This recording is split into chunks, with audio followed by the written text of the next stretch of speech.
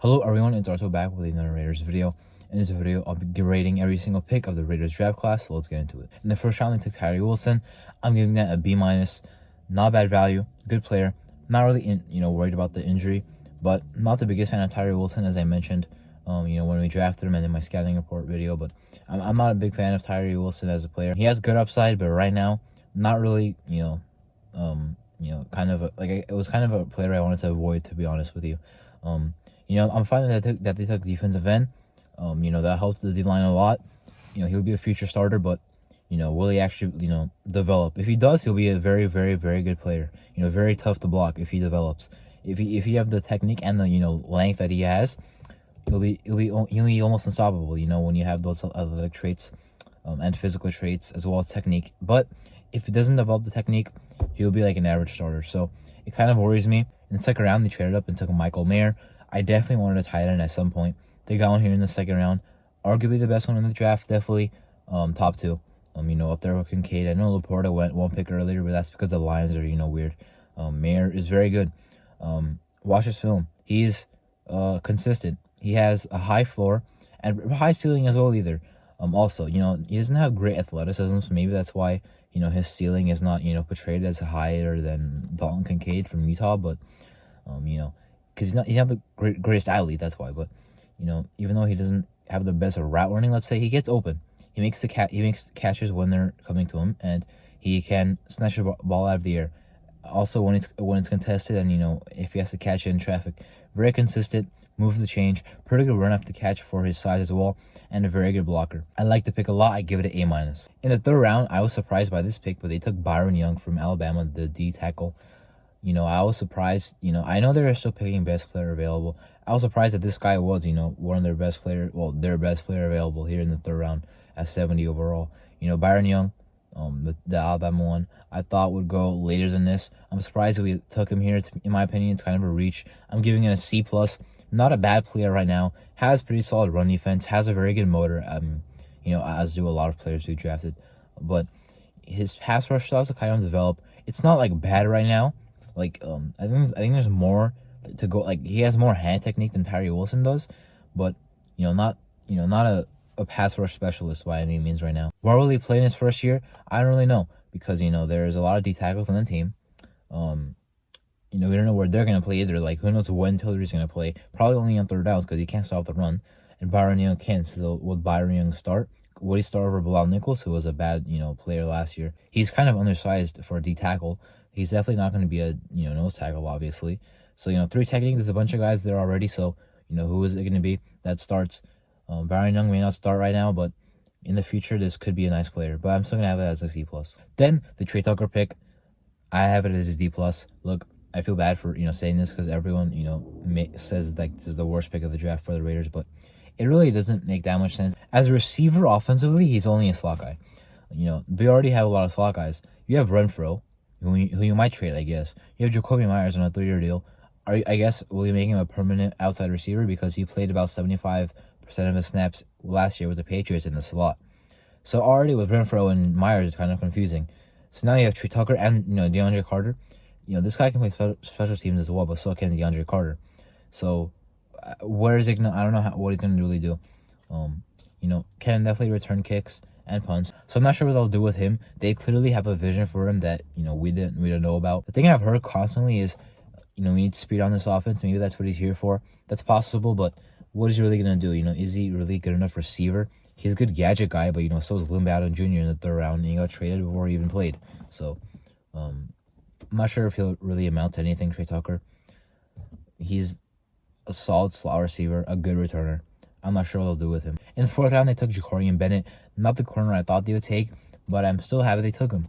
Very fast, good athletically, high vertical, can go up there and, either knock the ball away or maybe even make a play out on the ball. Got a good technique as well. He's a press man corner, so he's a scheme fit. Probably going to be on the outside. Where will he fit in year one? Who knows, but eventually he can start. I think he has the upside to be a starter in this league. But year one, there's a lot of shuffle in that corner room. I don't know where he'll be, but maybe he fights his way onto the field. He's a very good player. I like this pick a lot. I'm giving it A-. Then with the last pick of the fourth round, they took Aiden O'Connell, traded up. This one was tough. I gave it a C+ because it's like their guy. they've wanted O'Connell for a long time ago. It seems like this is exactly the type of quarterback they would want. Pocket passer, not much arm talent, but he's accurate. He's smart with the ball, and he can read a defense and understand the playbook. Not the greatest upside, but I think he can start in the future, like in the league. It doesn't mean it'll ever be with us, but after Garoppolo, maybe we find a new guy, and O'Connell's not the guy we stick with, but he has good building blocks. Of course, has limitations. Not a good athlete. Doesn't escape the pocket. Can't escape pressure either. So I just gave it a C plus. I can't really hate on the pick. It is their guy. In the 5th round, 170 overall, they had Christopher Smith the second, same grade as Bennett, A minus, for pretty much the same reason. Good player. I like the value. And I like taking the position as well. Safety, I wanted at some point in the draft. Took it in the 5th round, but it is a very good safety. Probably a top 5 safety in the class. If not for his bad athletic testing, he would have gone maybe around 70 overall instead of 170. He plays a lot faster than his 40 time, which is why it surprises me that he fell this far. He ran a 4.62, but on the field he plays a lot faster. Why? Because he's very smart. He knows where to be. He knows how to get to the ball, and he can make plays on it. He's also a good tackler, good in run defense. So this is all around good safety. Is an older prospect, but so is every prospect we've drafted. Smith is about 23, but he's a good player. I think he can start in the future, as I've said with a lot of these guys. And now he might be the safety 3, honestly. Assuming Palomao is going to play a linebacker, this guy's probably the safety 3 because Teamer and Jaquan Johnson more special teams guys. Epps and Merrick might be on his final chance. Matter of fact, I would not be surprised if he got traded before the season started.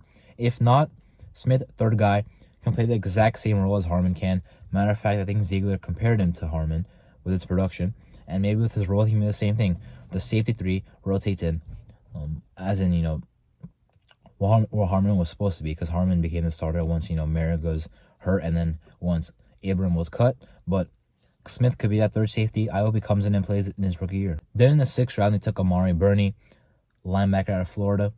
I knew who he was, but I didn't know much about him really.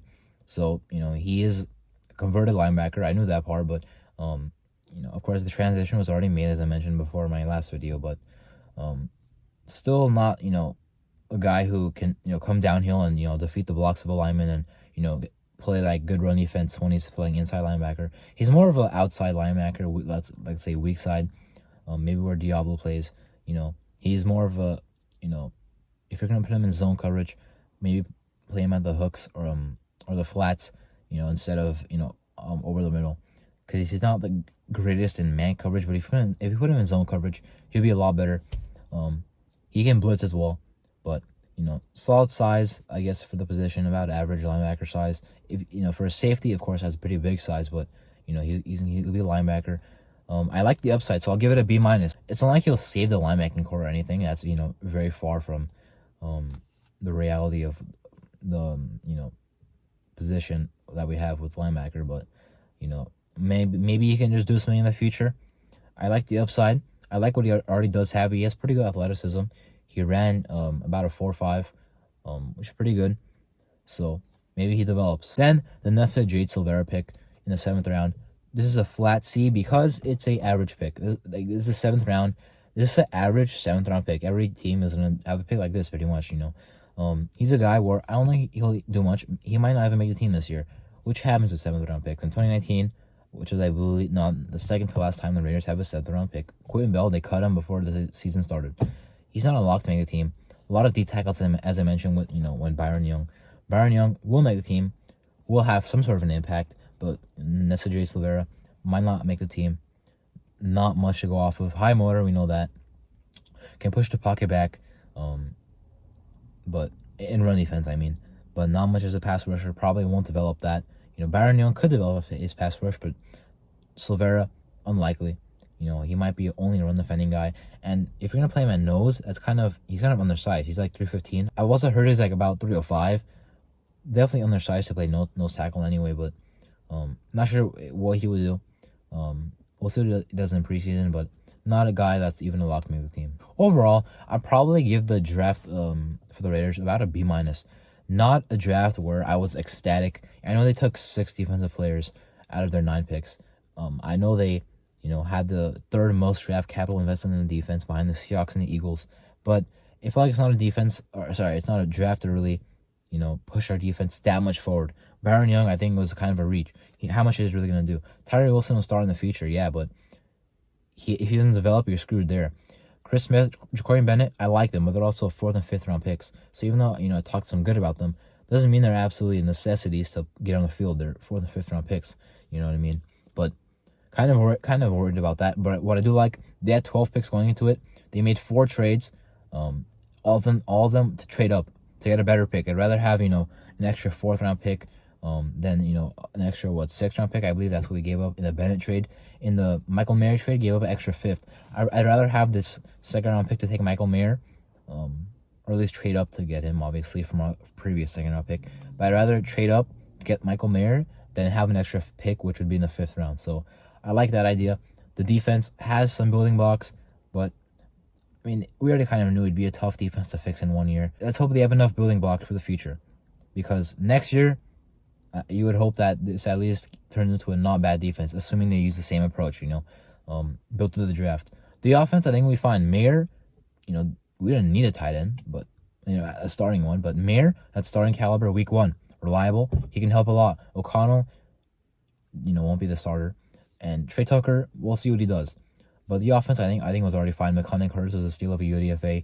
Drake Thomas is a pretty good UDFA himself. He could make the team, but that's also because, our linebacking core is bad. Anyway, that was my 2023 NFL Raiders Draft Class grades. I'm Arto, and thank you for watching.